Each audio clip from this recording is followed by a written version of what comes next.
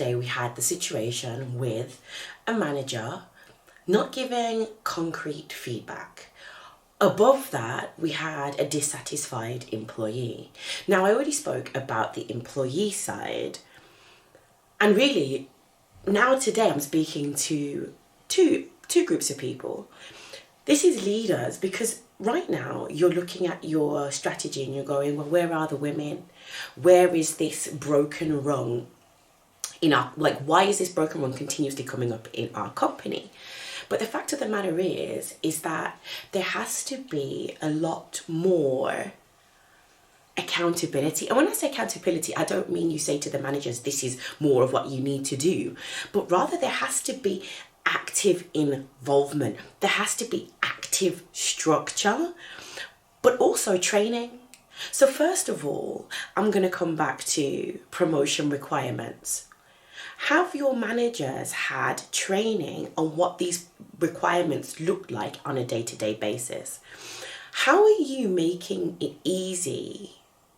And when I say easy, I don't mean easy to implement, but easy to understand what the requirements are. Because, the conversation already showed quite clearly that the manager in this situation didn't really have that much power. And this is another point. Do managers in your company actually have the power to promote?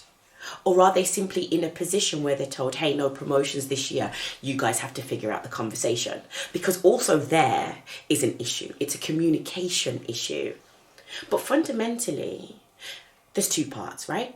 Are you putting your managers in a position where they have to behave like this because you've given them a clear mandate which says no promotions, no pay rises this year, which is completely one size fits all, which means that good people are also penalized. So that's the first part.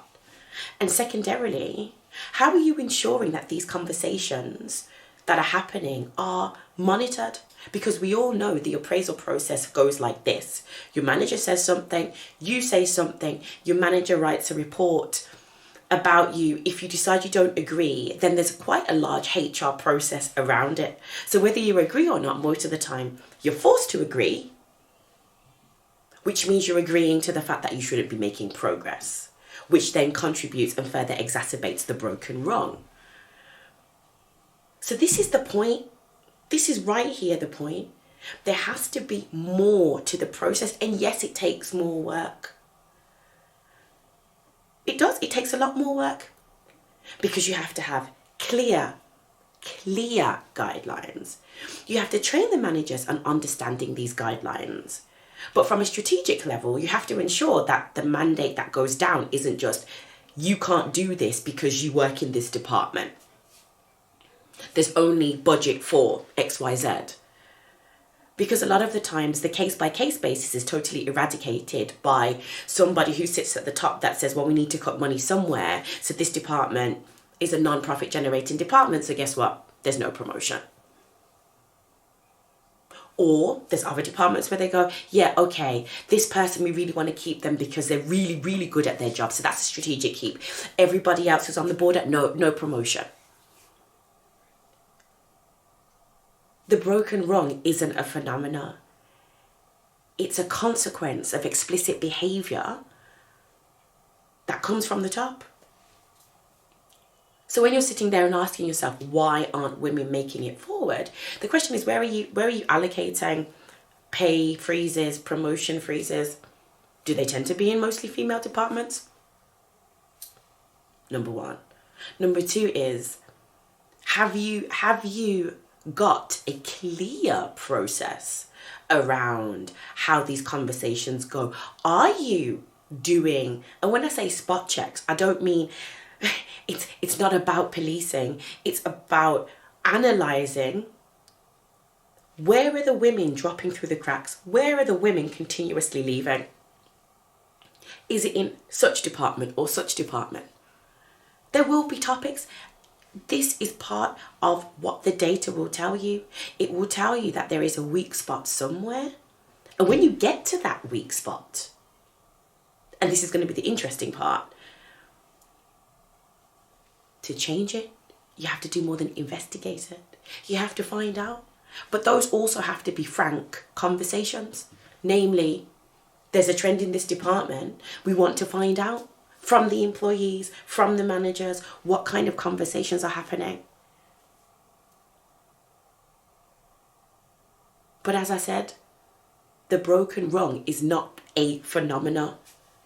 It is a result of conversations between managers and employees where they've worked hard, receive opaque feedback because of maybe strategic things that are happening in the background, maybe their lack of experience. But those factors should be factors that have been continuously worked on. Because the other main point is not everybody who has people responsibility should be a manager. But that's like a whole different conversation. But it still feeds into this one, which is there has to be more support. You have to be clear as to how you approach your pay cuts, how you decide to create more profit margin. All those things you have to be really clear on. Because if you're hitting the same people, or if you're making carte blanche statements like no pay rise, no promotion, just like that, you will be affecting good members of staff. You will be affecting your female members of staff. If you look at the usual allocation of people who tend to be in junior roles versus senior roles, etc., we know how the power pyramid works. The further higher up you go, the less ethnically diverse it is, and the more overweight men it is. So if you're hitting the bottom, you're automatically hitting women. So think about all of it step by step, because everything you decide to do has an impact. You break the rung, there is no pipeline. You can't talk about the pipeline problem. You can't even begin to talk about your diversity targets. Because right here in this particular box, if this is your approach year in, year out, you are killing any chance you have of A, repairing your broken rung, but also B, increasing women in leadership. Because yeah, you might be able to pull some women in above this broken rung, but how long will they stay? If the approach is always the same.